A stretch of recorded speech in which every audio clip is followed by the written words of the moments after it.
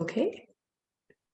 Well, welcome everyone. As Suzanne mentioned, this is our very first uh, Bosca presentation of the season, focusing on fall and winter edibles. It's my pleasure to introduce our instructor, Suzanne Bontempo. I'm Victoria Gleason, the Water Conservation Specialist with the City of Santa Clara, and we'll just be going through a few basic introduction and housekeeping things before I turn the floor over to Suzanne.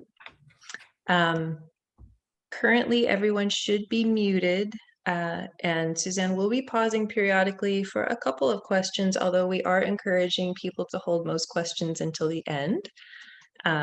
You can put your questions in the Q&A, and we will get to them as time allows, and raise hands if needed, as the little indicators are showing you on your screen. Next slide, please. So for those of you who aren't familiar with Bosca, Bosca does represent the agencies that are in our local San Francisco regional water system. It includes a number of local counties, but the main goal is to be a supplier of high quality water at a fair price. So you may be familiar with other water wholesalers and retailers in the region. Bosca is one of those that helps as sort of an overseer to a lot of our local communities. So one of the reasons we're here tonight is that we are looking at ways to save water. Outdoor water use is one of the single largest for residential consumers. So just looking at ways to repurpose our water, and if you have an ornamental garden into which you can incorporate some edible plants, it's a great way to start working on edibles, especially for sort of off-season vegetables like fall and winter. So that's what we're going to be talking about tonight. And we do have a number of rebates available, whether you're in the Bosca service area or Valley Water. A lot of them overlap. If those of you may be familiar with Lawn Be Gone or Lawn Busters or a number of other programs, including the landscape conversion rebate that Valley Water offers, it's all motivation to get rid of your thirsty lawn and put in some beautiful drought-tolerant gardens that help encourage habitat plants and just reduce our water use outdoors. There are also a number of rainwater capture available, including like gray water systems, rain gardens, and the rain barrels that you see pictured there. Smart controllers have become more prevalent currently instead of the old little dial-ups that we used to have back in the day. A smart controller can really help kind of gauge what the weather situation is, help you easily and remotely control your irrigation system. So if you're not familiar with those, there's some nice rebates that can give you incentive to get those installed and replace some of your older fixtures. I mentioned the rain gardens briefly, but there are some other rebates on the upcoming slides we can also talk about. The City of Santa Clara just recently, as of September 1st, increased our contribution to Valley Water's lawn conversion rebate. So Santa Clara residents are now eligible for up to $5,000 to convert from lawn to drought-tolerant plants in the garden. So hopefully that's an incentive to get some more people interested. That's incredible. Yes, we're very pleased with that. And we also, this is new as of September 1st as well. We used to just pay the permit costs, and now we're matching Valley Water's contribution for a total of $400 to Santa Clara residents. So that's new as of September 1st as well. And for those of you in Santa Clara, if you're not familiar, please do check out our drought update website that has all of these handy features. You can find out what your watering days are, get some tips about how to maintain trees during drought. If you want to know all the rebates that are available, whether you're a business or a resident, all kinds of great info is there at santaclaraca.gov/saveourwater. And then again, this one is through the Valley Water District, is supporting sustainable landscapes. Those of you not in Santa Clara are still eligible for the base rate of $2 per square foot. $1 to square foot, that's a little confusing to me. I thought it was $2 per square foot the whole way across, but yes, Valley Water has a lot of lawn conversion rebates available as well. And for other resources, be sure to check out southbaygreengardens.org. A lot of videos that are kind of hands-on how to get you started at watersavings.org, and report water waste always, please, through waterwise@valleywater.org. Currently, a lot of the enforcement locally is we're depending on people, citizens, to report water waste because we have a limited number of people out there to help us with that enforcement. So be part of that help. That'd be great. And thank you. If you have questions, you can always direct them to watersavings.org or to the conservation@valleywater.org. And you have some other resources there. And be sure to look out for our upcoming workshops. We've got a number coming up through October that are focusing on drought tolerant and rainwater capture. So take note, and if you would like to register, you've already done for this one, but please check out bosca.org. And this one, again, is reinforcing changing your thirsty lawn to a water efficient landscape through water-wise gardening in the Bay Area at bayareagardening.org. And all of that is a lot to digest, but it sets the tone for our fall and winter edible gardens class. So I'm really pleased to again introduce Suzanne Bontempo, and she's very knowledgeable, and we've had a pleasure talking right before this session started. So I'm pleased to have her take it away. Thank you so much. I'm excited to be here. Thanks everyone for joining us. I'd just like to start off for those that are, with just a little warm up. I'd like to ask you a couple of questions, and if you don't mind typing it into the Q&A, if you open up your Q&A, question number one is, are you currently growing food? And if you are, how long have you been growing food? So any type of food gardens, if it's just little leafy greens in a container or like fruit trees or whatever it is, if you're growing food, I'd like to know if A, just started this year, B, for 1 to 3 years, or C, for 4 years or longer. So you could just type in that letter A, B, or C. And then question number two is, how are you currently watering your garden? If it's by hand with the hose, drip irrigation system, a sprinkler system from a rainwater catchment tank, gray water system, if you can go ahead. Oh, it looks like, is the chat working? If the chat's working, you can also type it in the chat. That's awesome. So I really love seeing the answers to this. Victoria and I were just talking about how fun it is to be able to just get, just out of curiosity, see how everybody is, if you're growing food, and then how you're watering your garden. Especially since so many of the rebates that Victoria just mentioned are relating to how we're watering. So, okay, great. I'm seeing some really nice responses in the chat. I haven't looked at the Q&A section yet, though. Victoria, how's it looking on your end? On the Q&A, we actually have somebody who is watering garden by hand with drip and with rainwater catchment, which is a pleasure to see. We have a person who mentioned he's new to gardening, and people who have been gardening for about 1 to 3 years and are currently watering vegetable systems with drip. So that's the Q&A so far. Fantastic. Yeah, I've got some people watering by hand with the hose. Some people have drip irrigation systems, as well as sprinkler systems. And I don't have anyone on in the chat that is using rainwater catchment or gray water yet. But hopefully after our program tonight, you'll get curious and try to find some information. More information on rainwater catchment and gray water systems, because that is going to be our future, believe it or not. That should be absolutely the new norm. Oh, wonderful. Anne is using both rainwater and drip. Wonderful. Great. Okay, well, let's get started with the program. Thank you everyone for entertaining me for a minute. I just really like to see where we're at. what we're going to do is I am going to be going through slides for a good solid hour. I've got a lot of content. If you've joined my programs before, you know that I always have a lot to share. And I will pause for questions, but I do prefer to leave as many questions at the end, just so we can, finish up fast, and anyone that has to leave can leave. But please don't hesitate to put those questions in the Q&A as they come up. We're going to talk about setting your food garden up for success.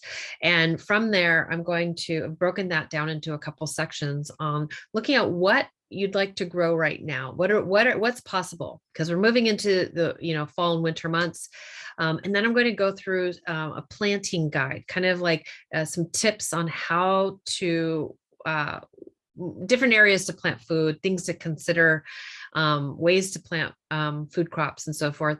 And then I'm going to go through the tools for planting for success. And then I'm going to dive into how we water our plants, all with the intention of saving water, because yes, we want to water our plants, but we want to do it in a way that we're not wasting water, that we can really target that water to the root zones of our plants, keeping them happy and healthy. And then I'm going to go through a couple more growing tips, because it's just hard for me not to include some things that I find very important. So let's get started by talking about setting your edible food garden up for success. I will say that I have tried to incorporate all of the photos of vegetables to be fall and winter crops, although there are a couple that are, you'll see, that are not fall and winter crops. So just keep that in mind. But we're going to first start by mapping out a plan. It's always important to make a plan, and we want to look at what we want to grow. And the reason why I mentioned making a plan is because if you are like me and you go to a garden center and you get enticed by some things, like recently I just bought a couple of 4-inch pots of thyme, culinary thyme. Well, then one got planted, the other one stayed on a table on my back deck. The wind came, blew that off. I didn't see it, totally forgot about it. Then we had that crazy heat wave. When I finally found it, it was cooked. So the idea is we really want to be attentive to the plants that we introduce to our garden and not let them perish by the wayside. So that's why it's important to make a plan. And then now let's look at different things we want to grow. So when we're looking at food crops, we're looking at, they come in a few different ways, as annuals, where they would have a 1-season cycle or a 1-year life cycle. And they would grow. They would then push a flower that would then maybe get pollinated or not. And then from there, that flower would turn into seeds. And then we would capture those seeds and then grow the plant again the following year. Some examples of that are chard, kale, bok choy, lettuces, a lot of your leafy greens, a lot of the root vegetables such as radishes, carrots, and beets, turnips. And then we have onions, garlics, and shallots, which I'm a huge fan of growing. And this is the time of year that we want to focus on these annual food crops. But when we're looking at saving water and actually saving a lot of money and time, we get the most bang for our buck when we're looking at perennial food crops. So that's going to be in the form of tree collards or tree kale, artichokes, bunching onions, asparagus, rhubarb, horseradish, blueberries, raspberries, strawberries, so many. And the other cool thing about perennial food crops is that many of them are available at a significantly lower price during the bare root season, which I'm going to talk about in a moment. But these are perennial plants. We're going to plant them one time in one location. When I talk about plant rotation later, it does not apply to the perennials. These are excellent to integrate into an ornamental flower garden, anywhere where these plants can match the growing conditions of an already existing flower garden. So for instance, blueberries, a lot of times I will plant my blueberries in and around roses, because they have very similar needs. And believe it or not, roses do not need as much water as so many of us think they need. Once established, these plants are going to thrive very well with a lot less water. We are going to be watering less frequently, still providing a nice solid water base, but less often. And I will dive more into that in a moment.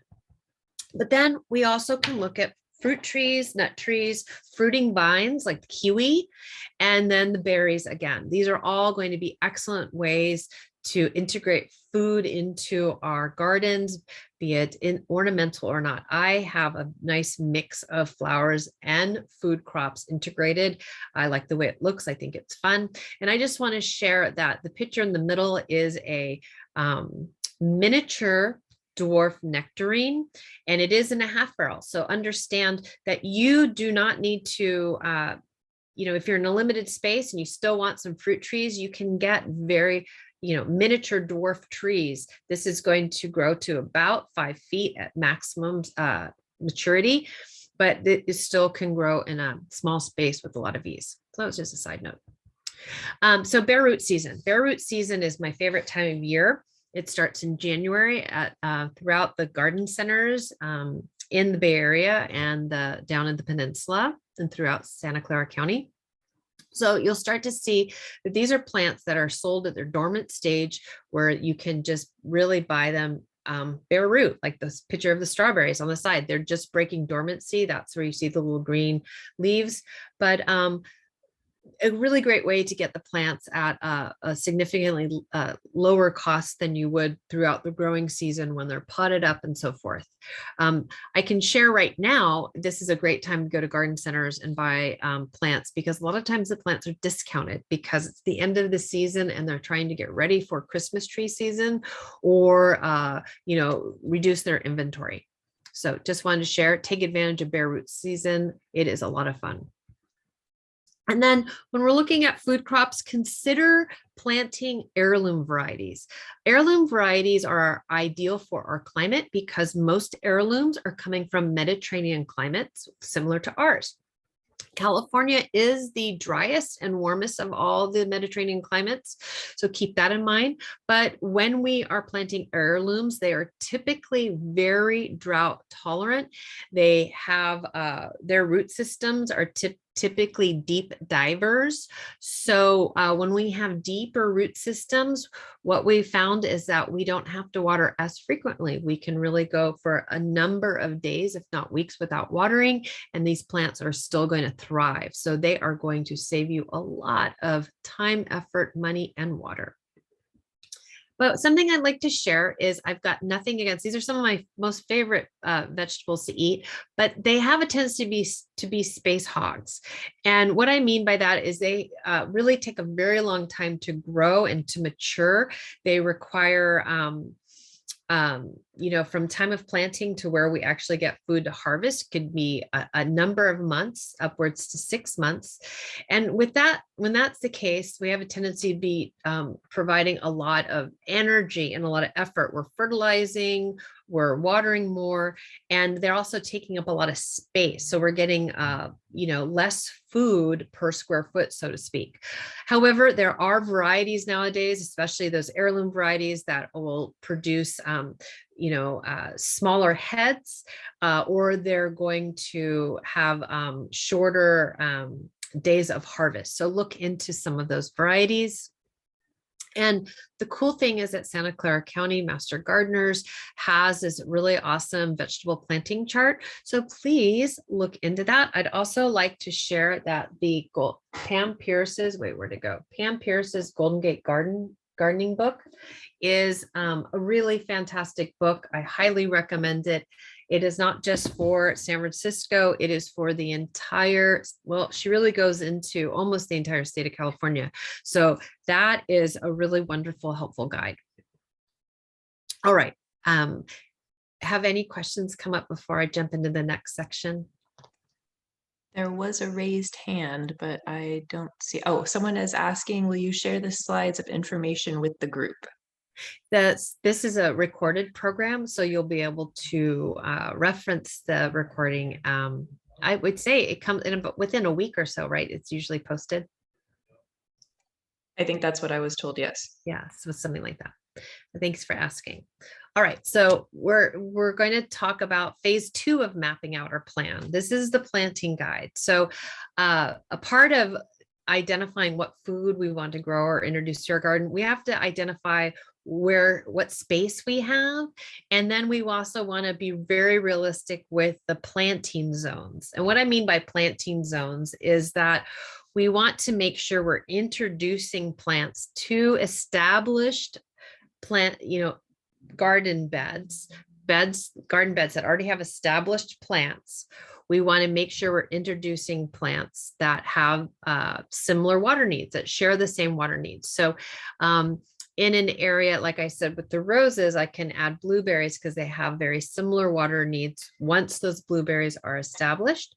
Or artichokes. Artichokes are really wonderful to integrate with some of our native plants that are going to still require a little bit of water, not completely no water once established, but low to moderate water. Artichokes would do very well. So some of my salvias, I have it integrated in there, and so forth. But then something else we want to keep in mind are other microclimate needs. So we want to always introduce plants that are going to share the same sun, shade, wind, and heat requirements. It would be really, it would not be successful for us to add a plant into a garden bed that is getting regular water when it requires less water once established, or vice versa, because it would just fail. So these are some things to keep in mind, because we always want to have success, because success makes us feel really good, right? And then something else to keep in mind is, are we planting in the ground? Some benefits of planting straight into the ground is that it's less expensive. We don't have to build anything or buy anything. There is typically more space unless we have very mature gardens. And in the ground, it's really not permanent. You can always be moving things or transplanting things with a lot of ease. But some concerns when we're planting straight in the ground is that we're working with the existing soil. So that means if you've got heavy clay and that water just isn't percolating at all, or if it's just really challenging to dig or work with, you might have gophers in the area, or your neighbors have gophers and they just haven't come over to your garden yet to enjoy some of the beautiful plants you just planted. And then, bending down sometimes is an issue for some. And then understand that when we're planting straight into the ground, believe it or not, we are using more water because that water is moving. We're not concentrating it in an area.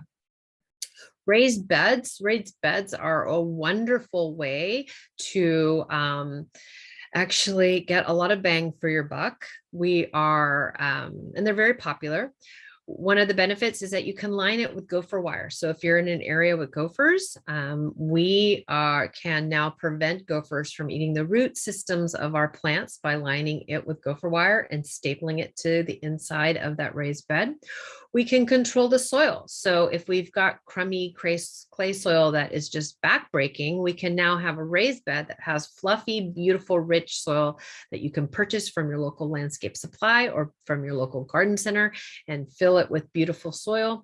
And also understand, believe it or not, you get to use raised beds will require less water because it's really targeting the water to that area.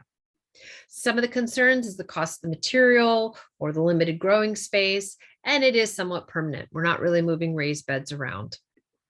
And then another option is growing in containers. So if we've got small space or we've got a little extra space on a front or back deck, we can add some containers and we can add some food crops. Here I've got asparagus start, so little young asparagus with lettuce.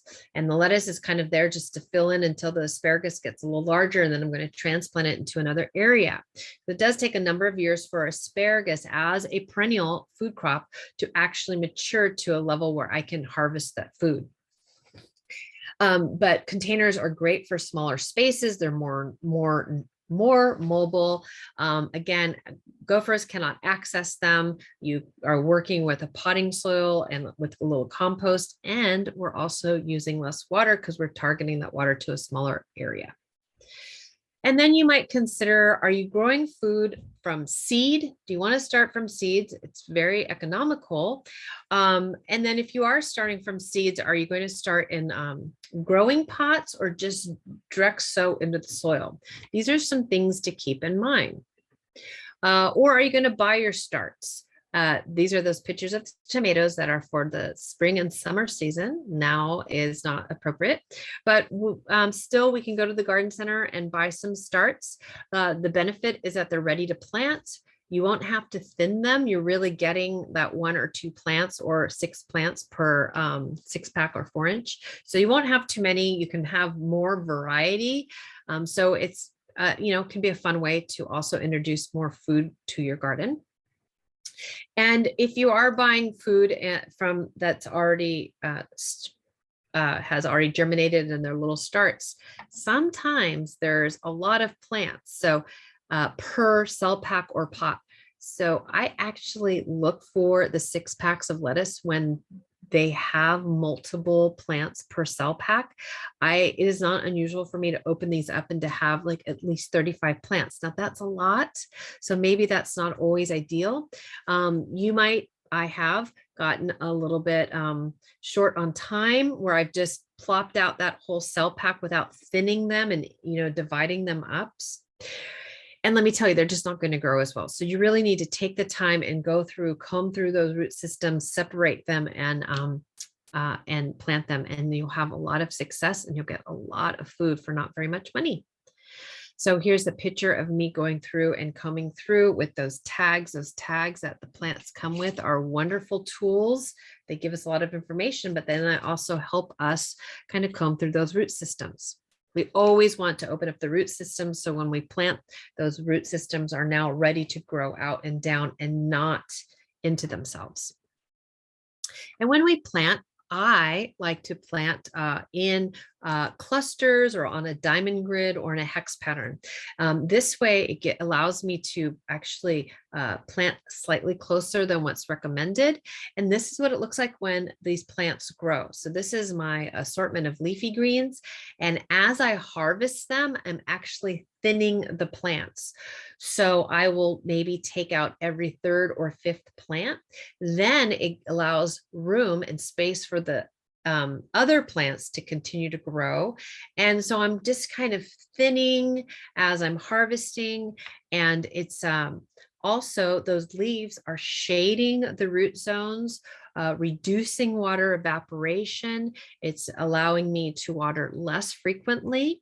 And it's also going to insulate those root zones. Those leaves are insulating those root zones, keeping them a little warmer during those cold days, and also preventing, keeping those roots cooler on those hot days, because it's not unusual during our winter months to have some days in the 80s out of nowhere. So this is a really great way to take advantage of the plants to really keep your garden more healthy. And then some plants like lettuce or radishes grow really quick. And so we might need to plan out where we are planting in succession. So we're starting with what's like in this picture, what's on the bottom. It looks like it might be radishes. And once they get to a certain age, then we're going to get the next row and the next row. And then we would harvest from what was the most mature. If we're planting from seeds, sometimes we also need to thin the plants because they'll all germinate, they'll all start to sprout. And if we're not thinning them, then the plants are not going to grow properly. All right, before we jump into the next section, are there any questions that have come up? There are a couple. If you could please again share the name of the book that you held up a little bit back. I'll have this also at the very end of the program. Golden Gate Gardening. Yeah, Golden Gate Gardening by Pam Pierce. She is the garden writer for the San Francisco Chronicle. She's written, I believe, a few books. She's amazing. I love Pam. I've had the opportunity to meet her a number of times. And her book is so user-friendly. It's very easy to read. It's very comprehensive. But she goes through and really talks about a lot of great things, pest management. She offers recipes, timing for food crops, and so forth. Really wonderful tips for success for growing a year-round food garden. Excellent. Golden Gate Gardening. Yeah, Golden Gate Gardening by Pam Pierce. And I did just enter that in the chat if that's helpful to Oh, anyone. great. And we had another question, how many years until you can harvest asparagus and should I cut it back late fall? Oh, yeah. Okay. So late fall, this is the time to cut it back. You'll start to see that it starts to yellow. Cut it back. Then maybe do a nice little layer of some compost and or fertilizer, organic fertilizer. And asparagus, I would say it's going to take 3 to 5 years. 3 to 5 years for you to start getting some nice, you know, nice season of food. So the asparagus I have right now is a good 8 to 10 years old, and it is provides a lot of food. So it takes, yeah, I would say 3 to 5 years, and you'll be able to get more and more each year.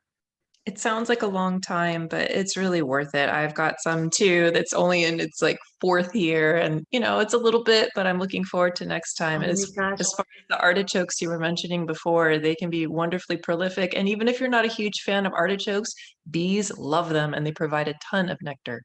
It's true. It's true. So yeah, it might seem like it takes a while, but let me tell you, in a blink of an eye, you've got amazing food all around your garden. All right, so now we're going to continue talking about mapping, making our plan, and we're going to talk about how we can really, now we've picked our plants, we know where they're going to go, and now we need to get them in the ground. So what I like to share is that soil should not be an afterthought. We want to start by mending that soil with compost. We want to get compost in the soil because compost has so much to offer. The goal is to increase your soil to have about 5% organic matter. That's what we'd like to see, is about 5% organic matter. So that means putting about an inch of compost on top of the soil and then working in down about 4 inches. And now we've integrated the top 5 inches with, we've amended it with compost, organic matter. It's that easy. We can also side dress. That means around established plants where those root zones are, we can just put a couple inches of compost on top. We can slightly, very easy, gently rake it in with a cultivator or just leave it on top of the soil. We can also top dress, where if we have a bed and we're not going to turn in the compost, we can just put an inch or two on top and just let it migrate into the soil that way as well. Compost improves the structure of your soil. So believe it or not, over time, that clay is going to be a lot easier to work with. And if you've got sand, it's actually going to hold those particles together. It increases, compost increases the amount of water that can be stored in the soil. It holds 5 times its weight in water. So you might say, I've got clay, I don't want more water to be held. But let me tell you what it's doing. It's actually holding that water in a way that makes it more accessible to the plants, and actually adding air pockets of air, so that that water can move with more ease. So again, it increases the plant's ability to access that water and nutrients on an as-need basis. And it also is going to filter pollutants from runoff. So compost is the best thing you can add to your soil. And one reason why it's the best thing you can add to your soil is because it is loaded with beneficial bacteria and fungi. So the beneficial bacteria and fungi is actually going to help break down organic materials. It's going to help store those nutrients in the soil so that plant can receive nutrients on an as-need basis, as I just mentioned. The beneficial bacteria and fungi is also going to help break down toxins and pollutants. And it's also going to help hold the soil together in a way that prevents erosion. So it's just the best thing you can do for your soil is to integrate some organic matter into that soil. When we're buying soil at the store, not all of us have the luxury of home composting, but some of us do. But if we need to purchase anything from the store for raised beds and for in-ground planting, what we're looking at are products that are called planting mix or planting compost or soil amendment or something like that. If we are planting in pots or containers, we're going to use potting soil or container mix. So that's where things get a little funny. There's a lot of names, a lot of brands, a lot of things, but hey, take a minute to read the bag, look at what the ingredients are and see if it's something that you want to add to your garden. I want to give a shout out to earthworm castings because earthworm castings are a superfood for your veggies. I use it in a similar fashion as compost. I do not use as much. It's really about a tablespoon or two per plant is what you want to gauge. I will always add a tablespoon or two when I'm planting a plant in that planting hole to work it, mix it into the soil that's going to be immediately at that root zone when I'm also adding the compost and the organic fertilizer that I'm going to talk about in a minute. We can also just top dress around plants, but we want to make sure it's always under a nice blanket of mulch so it doesn't get too dried out from the sun. But the earthworm castings contain an abundance of nutrients and minerals essential for plants to thrive. One of the coolest things about earthworm castings is that it contains important enzymes that and bacteria that will move through that plant structure and actually work as preventing insect pests and inhibits diseases. So it actually is like a superfood, right? It's just going to boost that plant and make it so healthy that it's actually going to really be very tolerant to significant pest problems, with diseases, but then also is going to help grow dynamic root systems and really strong, healthy plant structure. So it's an incredible thing to add. So now I'm going to talk briefly about organic fertilizers. So the reason why I want to share the importance of organic fertilizers is, number one, organic fertilizers are derived from organic materials such as mushrooms and manures, compost, kelp, bone meal, blood meal, and so forth. They're not derived from fossil fuels. I can also share is that synthetic fertilizers typically work like steroids that really energize that plant, stimulate that plant, a lot of new growth.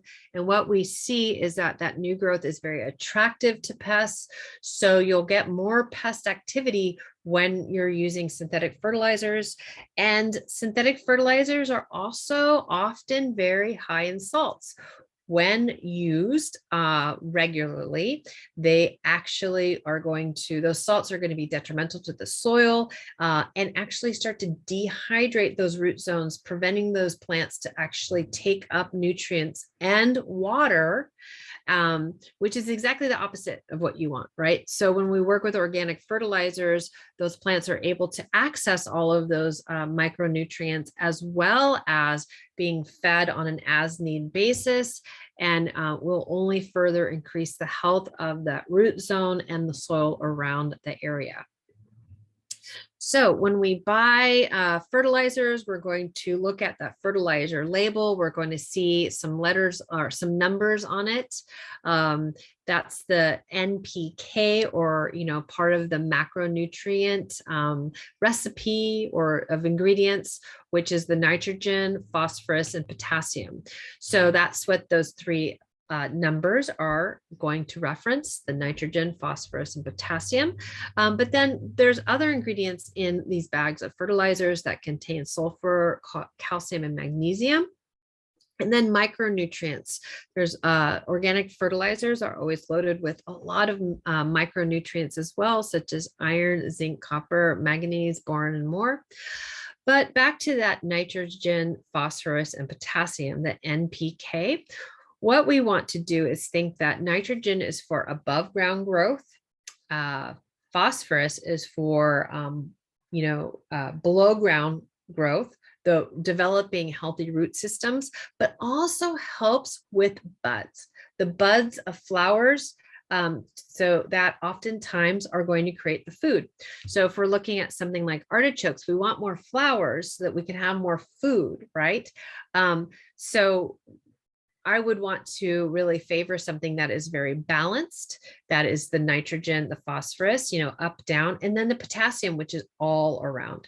So we're always looking at things that are flower or bloom fertilizers or all purpose. Those are always going to be really my go-tos for when I'm feeding my plants.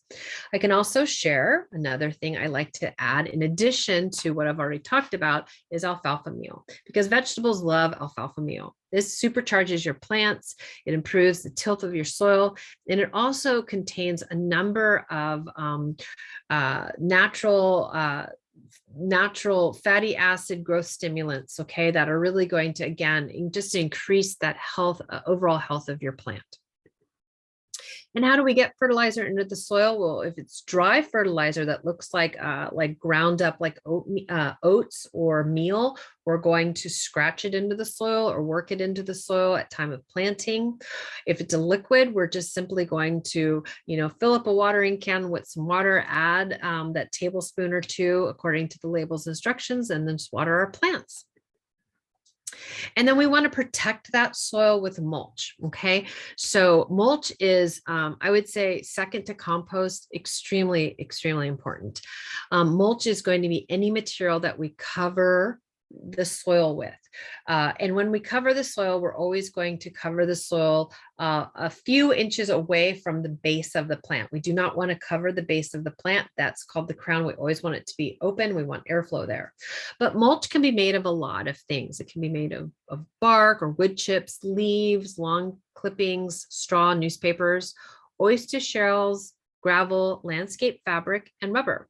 But what we'd like to avoid are those the items that that's on the list on the right, the gravel, the oyster shells, the landscape fabric, and rubber. Those have a tendency to be more problematic.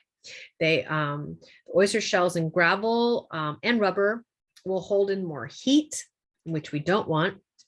We actually want, and the landscape fabric will prevent the microbiology in that soil to really thrive and grow and breathe. So we really want to focus with these organic items such as wood chips, bark, and then leaves. Leaves are naturally falling right now. That's Mother Nature's natural mulch. The reason why mulch is so important is because it really protects the soil. It understand that soil is hydrophobic. When we add water, or if it happens to rain, or we're using that watering wand and we're watering by hand, and there is no mulch on top of the soil, what happens is that water is actually beating off. It's going to run off of that soil. It's going to take a minute to absorb, similar to our sponge at the kitchen sink. It gets really dry. Well, it takes a minute for that water to absorb until the entire sponge is soft again. Well, and we've added all that compost to make our soil more sponge-like, but what we want to do is then allow that water to infiltrate with ease. And we do that by putting a nice 2 to 3 inch layer of mulch on top of the soil. When we do that, now water is able to move into that soil with ease. It does not run off.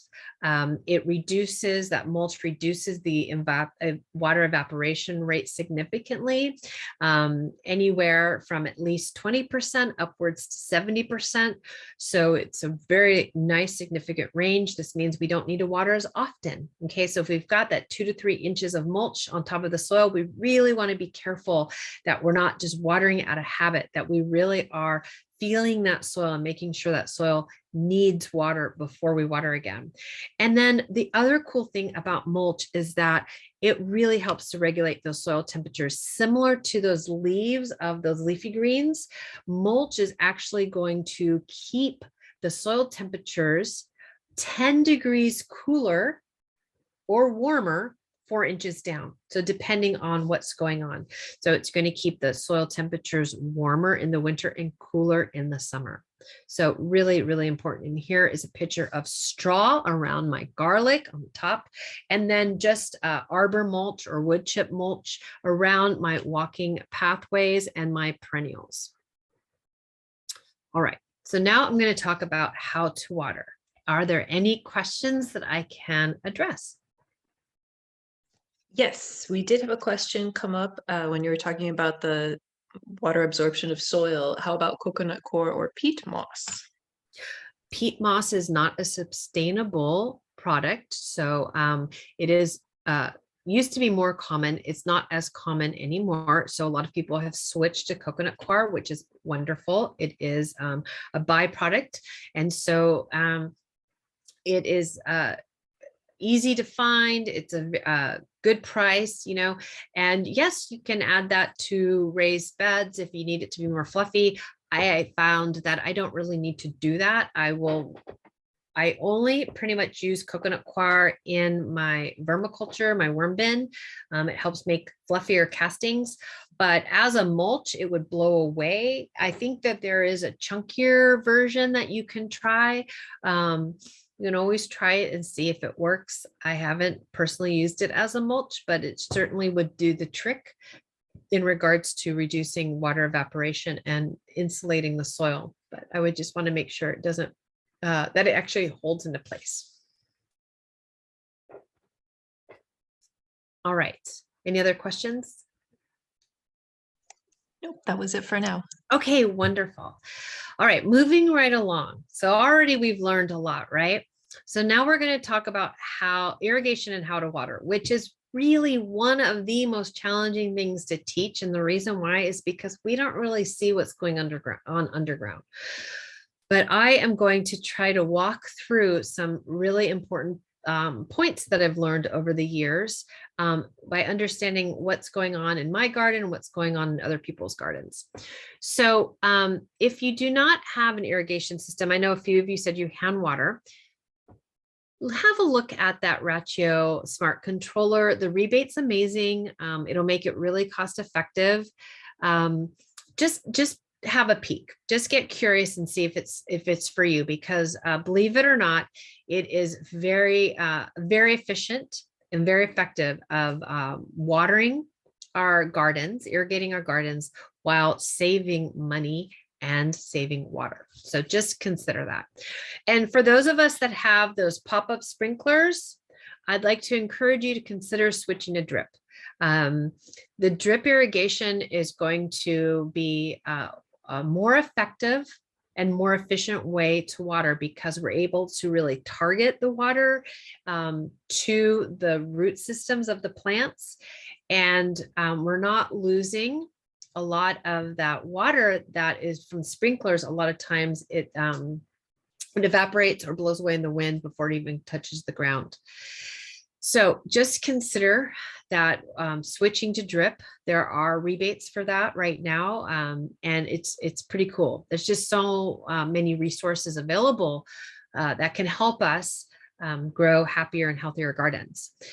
But from there, I'd like to share, if we are watering our plants, however we're watering the plants, the best time to water our plants is really right before sunrise hours.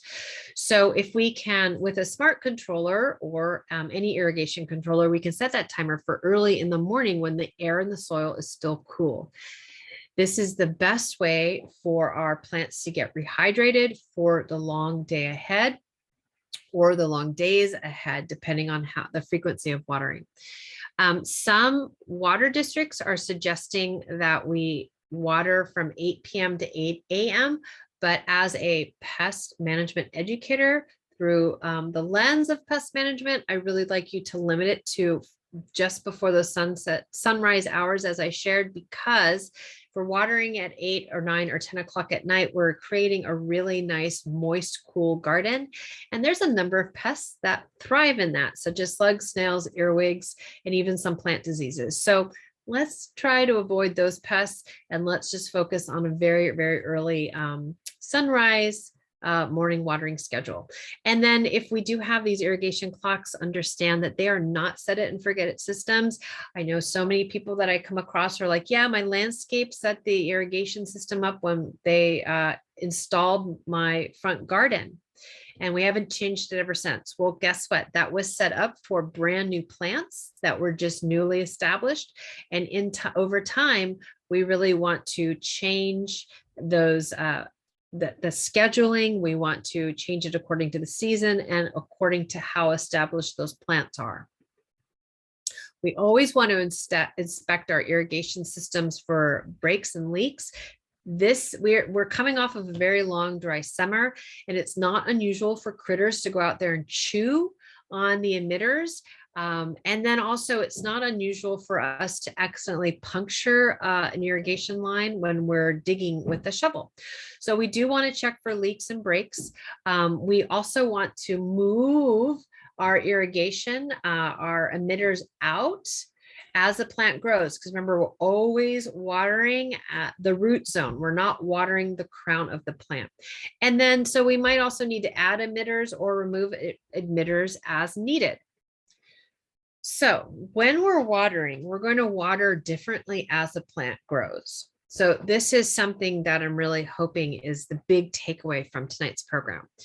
Is in this picture, this photograph that I got online, which I think is so really great. You see, if we're seeds, the germination on the far left, that little root zone is maybe 1/4 of an inch. So we might be watering this a couple times a day, like spritzing it with water, because we just need a little bit, we just need it lightly hydrated.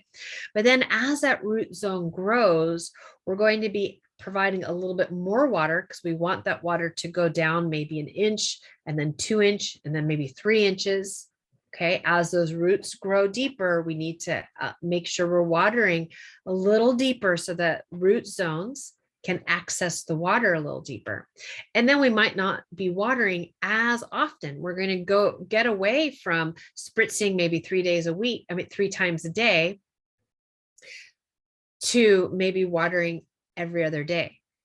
So keep that in mind. So we're going to use water to grow deep root systems as the plants become established. Annual plants, those annual vegetable crops I talked about, they're going to pretty much become established as soon as they start to grow. So they've germinated, their roots are starting to grow and become established, and then they're starting to form food. That's, pretty much them becoming established. But perennial crops like the asparagus, those artichokes, and all those, the fruit trees and the berries and all of that, it could take anywhere from 1 year to 3 years, up to 5 years for them to become established. So perennials are going to be about 1 year, maybe 2. As we mentioned, the asparagus could be about 3 to 5 years before we start harvesting food. Shrubs could take anywhere from 1 to 3 years, and fruit trees up to 5 years. During that time, we're going to be watering and feeding these plants as if they were young plants, which they are. So in this picture, I have the pot. The root zone is only within the shape and size of that pot. I took that pot out. You can see perfect mold. It's a little cube. Then I'm going to get that handy dandy tool I talked about earlier. I'm going to score those sides, open those root systems, because I want it to look like the picture on the right, or I want it to at least start to grow towards what that picture looks like. So we're going to encourage root systems to grow deep and wide. All right. So the illustration on the top right is we're looking at a tree.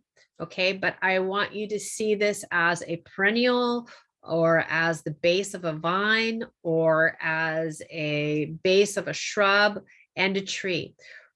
We have that canopy, that green, that's the top of the plant. But then the gray squiggles are the root zones. See how far out they're going? We're watering out around that drip line, that band out at the plant. That's where we're focusing the water, not at the crown. When we water deeply, we're able to grow deep root systems, which is key. When we have deep root systems, they're able to access water that's deeper, and through periods of significant excessive heat or during times of drought, those deep root systems are still able to access water and to provide hydration and nutrition to the plant, so it can really get through those times of stress. When we water shallowly, where we're just getting water down the top inch or two, that water evaporates very quickly and over time can stress that plant out because it's going from hydrated to dehydrated, hydrated to dehydrated. And if it had to go through that significant heat wave, pretty sure that plant would not have made it. So this is a concept that's really hard for people to get. This is a really cool illustration from Roots Demystified by Robert Corrick, who is an amazing plants person. This is a grid of the cross section of roots of vegetables. This is not inches, this is feet. So we do want to encourage our food crops and our perennial crops, all of our plants, to really go as deep as they can. Now, I'm not suggesting that we water these beets or carrots for an hour to get water, down that deep. The water is still going to migrate deep, but I just wanted to illustrate that root systems are much deeper than we think. So how do I know if I've watered enough? That's probably what you're asking. Like, what the heck? How do I know when my plants need water again? Or if I've given them enough water? Well, we have to check. We can use a moisture meter. We can use our fingers. I like just to get out there and check with the trowel after I've watered the area. If I've hand watered or if I got my irrigation system on or however I've watered, if I feel that I have significantly watered the area, I let that water, settle in. About 30 minutes later, I go out and I check. How deep did that water get? Did it only get an inch? Did it get down 3 or 4 inches? Did it get down 6 inches? Awesome. I want to really try to gauge and get that water down 6 to 8 to 10 inches on established plants. Okay. Now, when do I need to water again? I have my irrigation system, the timer, that controller, it's set for 3 days a week, Monday, Wednesday, Friday. Well, we're starting to get shorter daylight hours. Do I really need it to come on that frequently? I don't know. I have to go check. So maybe the evening before I know that irrigation system is going to come on, I want to go check and see how's the soil dried out. Does it even really need to come on tomorrow morning? Or can I wait? So this is something I'd just like to invite you to get in the rhythm of how water is moving through the soil, how it's infiltrating and how it's evaporating out. It won't take very much time until it's really second nature and you can identify what areas of your garden will need more frequency or more volume of water, especially once we understand the type of plant material that we have established, because oftentimes most of the plants that we are looking to add will require less water once established than some of the traditional plants, such as like a lawn. A lawn really requires a lot of water. Okay, so I'm going to dive into the last section of the program into more tips. We're just about done, but I really want to kind of dive into some other things to consider as we are growing food around our garden. So I will ask again before the end if there's any questions that I can answer right now. There aren't any right now, but I see you're going to talk about fava beans. So I'm really curious to know your take on whether you can harvest and still use as a cover crop. Okay, great. Thanks for asking that, because that is a question that a lot of people, it was confusing to me until I learned this amazing trick from one of my wonderful mentors, one of my wonderful gardening mentors. So let's talk a little bit about more tips around the garden. So fava beans are my most favorite thing to grow because they're easy. They're nice big size. I don't have to fuss with small seeds. I know exactly where I'm putting them. I can see them. One rule of thumb is we bury seeds as deep as the profile of the plant. So these are about an inch. I just stick it in about an inch down and I just let it go. Fava beans are amazing because we're getting, not only are they a cover crop that can actually provide a lot of nitrogen to our soil, and really those root systems really help amend the soil, but they're also food. So those fava bean tips. So when the plant is young, before it starts to go to flower, I'm going to go around and harvest the tips about 2 to 3 inches, chop it up, saute it with some garlic and sesame oil, and it is delicious. But If I am using these plants as the intention of planting a cover crop, which is to get some nitrogen bacteria in that soil, then what's going to happen is I'm going to allow that plant to grow. And right before it really starts to blossom into full flower, I'm going to cut it at the base. I'm going to show you a picture of that in a minute. But it's not just fava beans. There's a lot of other cover crops that we can add to our garden right now. There's a lot of seeds out there. We'd want to always buy these as a seed, not as an established plant. Botanical Interests is a common popular seed company that we can buy in a lot of the retailers around the area. And they actually have a very nice selection of cover crops. But cover crops can, there's a large variety such as the annual rye, clover, fava beans. Those are kind of my favorite go-tos, but there's other things like cowpeas, soybeans, sunflowers even, flax and so forth. But usually just like the peas, the beans are what I'll go for, as well as the clovers and the ryegrass. But it's important if you were growing summer crops and you are going to grow some winter crops, but you're just going to maybe do one small bed and not all of those other areas. We just don't want to let these, any of the garden beds, we don't want to leave that soil bare. We really want to make sure that it's covered and protected because we've been working so hard to build this healthy, beautiful soil. So it's a great way to cover that soil and to continue to feed that soil. It protects the soil from any type of damage and erosion. It's going to continue to feed that microbiology. It's going to replenish nitrogen. So it's free nitrogen we're able to get into that soil.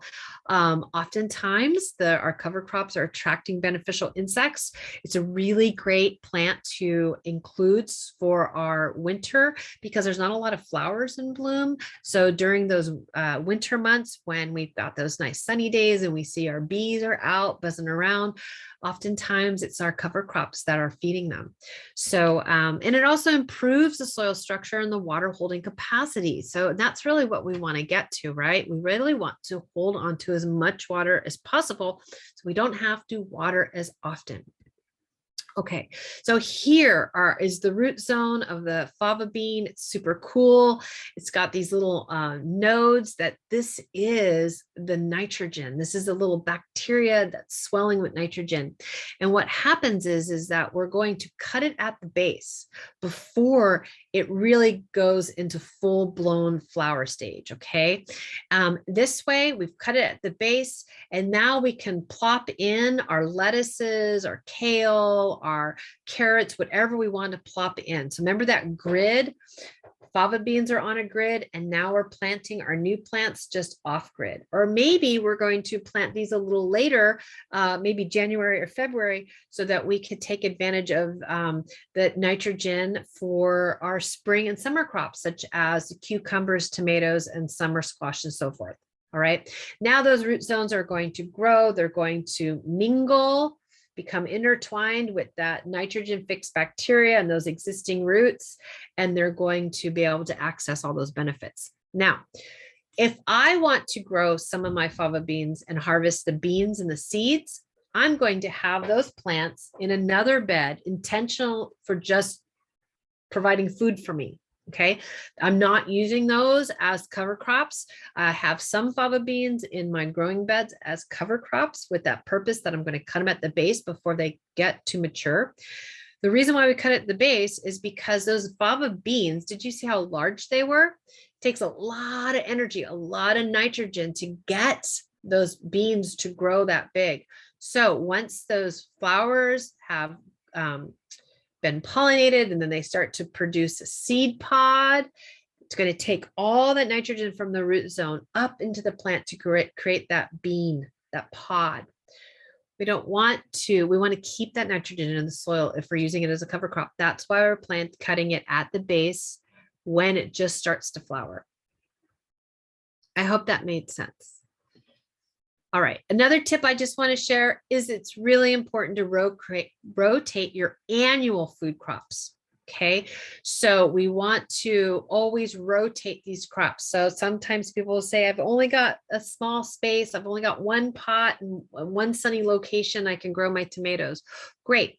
Tomatoes are done. Cut them back. I don't care if they're still growing food. We're done with that season. Let's get some leafy greens in there, or let's get some carrots or onions to grow.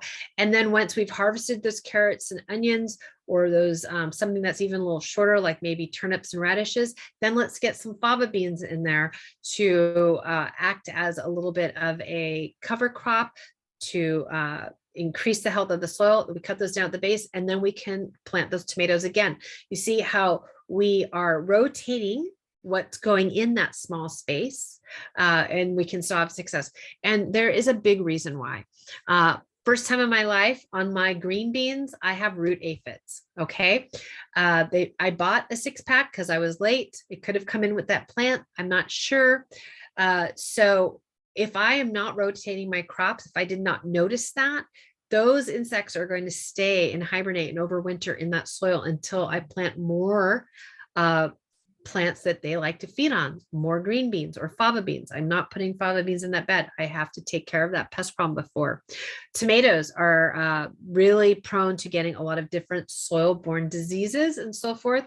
And cucumbers and other plants, cucumber beetles, their larva is going to overwinter in the soil at the base of that plant or in that vicinity of that plant until next year. And if we just happen to plant, the same type of crop in that area, boy, those insects don't have to go very far to now be a problem. So I just want to share, it's really important to rotate our crops when, just please do.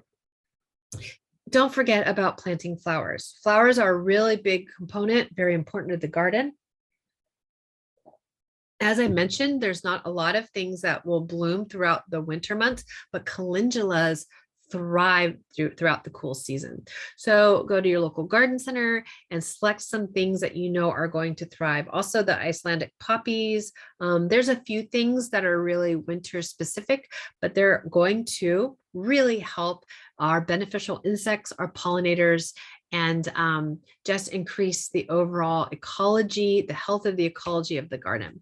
We always want to invite beneficial insects, pollinators, birds, and other garden allies whenever possible because they help keep the balance. They're actually eating or parasitizing pests and or pollinating our flowers. So just know that these are good bugs out there helping us keep our pests in check. A few words about pest management is that it's really important when we have a pest, we always have to properly identify it. Okay. If we can't identify that pest, we can't solve that problem. 90% of the bugs we see in the garden are actually good bugs. We want to learn what the pests of that plant are. So cucumber beetles, I know they really like the cucumbers as well as a lot of other things. I know that timing. I know to start looking for them at the end of March, beginning of April. Okay. We want to understand that life cycle of the pest and when is the best time to manage that pest. Are there any natural enemies out there? Are there beneficials? If there are, I'm going to give them some time to take care of that pest for me. I want to evaluate my tolerance and understand if there are no pests in the garden, I'm not going to have any beneficial insects or birds or other garden allies. So I want to have some pests. I want to have some of those aphids. I want to have some cucumber beetles. I want to have some because that means it's food for all of my garden friends. And when I can invite them in, they're going to know that they can get a nice free meal. They're going to keep things in check and in balance. Something else about garden pests is that we want to look at excluding them whenever possible. So we look at netting over cages or baskets or raised beds or even making structures, okay? And these are going to prevent a lot of pests, primarily rodents. Rodents happen to be the #1 pest I hear about a lot, but birds also can be really problematic, especially with your little pea starts. And then there's raccoons, squirrels, deer, birds, cats, dogs, chickens and goats even can be a pest. We can keep them out of those areas. Some resources that I like to share is which will really support you with growing healthy gardens and reducing pest problems is going to be the Our Water, Our World program that I am the program coordinator for. lot of really great, helpful, useful, easy to understand and apply pest management fact sheets will be on that website. And then for more in-depth, huge library of very extensive information is going to be our UC statewide IPM program. So please go to their website as well. Something I'd like to share is when it comes to pest management, pesticides don't always solve the problem. So we really want to understand what's going on before we try to look at how we could solve the problem without using a pesticide. And that's what the UC IPM and the Our Water World program is going to help us with. Bugguide.net will help us with pest identification, and the National Pesticide Information Center will help us with our pesticides, even the eco-friendlies, okay? These are the books, the Pam Pierce Golden Gate Gardening, but then also the Sunset Western Garden book. You know, they have a publication about gardening with edibles that is really fantastic. So these are my two highly recommended go-tos for beginner gardeners as well as advanced. I was just looking at the Pam Pierce earlier today with some timing and some pest management stuff. So I just think that these books are fantastic. And with that, I'd like to thank you for sticking with me. I appreciate it. I know it was a long program. Let's just answer. Let's see if there's any other questions. You can always reach me. I'm Suzanne at plantharmony.org. My website is plantharmony.org, and my Instagram handle, which I see that Instagram icon got removed somehow, but you can find me on Instagram at plantharmony. So thank you so much, everyone. Thank you, Suzanne. That was absolutely amazing. I've It's a lot. been in horticulture for over 15 years, and I learned a couple new things and heard a lot of great information that you don't hear from a lot of people. So thank you for sharing. Oh, I'm so happy to hear that. You're so welcome. I appreciate it. We Yeah. did have another question about cover crops. Does mustard make a good covered crop? Yes, mustard does make a good cover crop. So absolutely. Okay, excellent. Were there any other questions that people wanted to share before we close for the evening? Somebody did have a question about drip irrigation rebates, and I did post the Valley Water link to their drip irrigation rebate in the chat. I believe there are some other local rebates, but I am most familiar with Valley Water, so that was my go-to to be able to post. Great. Yeah, please. The rebates that are available now are amazing. There is money on the table for us. I can't speak enough. Please get curious about laundry to landscape gray water systems. It's a really great way to water your trees and shrubs, especially your fruit trees and so forth. For those of you that don't have rain catchment systems in place, please take advantage of those rebates because capturing rainwater is our insurance so we can water our garden through the drier months. And I'll be talking a lot more about these systems in the upcoming programs that I'm teaching for BASCWA. So have a look at their calendar, and I hope to see you at another program. Excellent. Do you have time for one question? Absolutely. Someone is asking where to get miniature clover. So I look at feed stores, like farm supply. Oftentimes you'll find it. You can also go on online catalogs. There are some online seed suppliers in California that I would recommend or suggest you check out. Also, again, botanical interests and Renee's seeds. Both of those I would look at to see. Oh, and Baker Creek. That's another really good seed supplier. I mean, there's a lot of great seed suppliers I'm not even mentioning, but those might have botanical interests, and Renee's, I find, have a nice selection of cover crops. So you might find it there. Excellent. Are there any other questions from the group?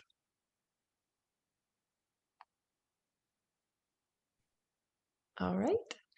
Well, Suzanne, it's been wonderful being a part of your talk. And if you have time, I would love to ask you another question offline. Okay, thank you. Yeah. I'm happy to answer any more questions now or at any point. Please don't hesitate to reach out. This is what I do all the time. I'm really very grateful that I get to talk about gardening. It's so fun. So.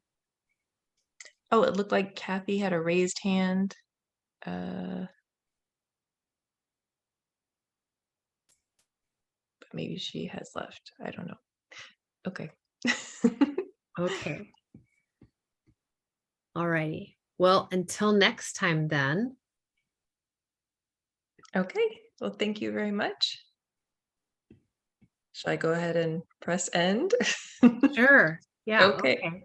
All All right. right. Thanks, everyone. Thank you and good night. Okay. Bye-bye. Bye-bye.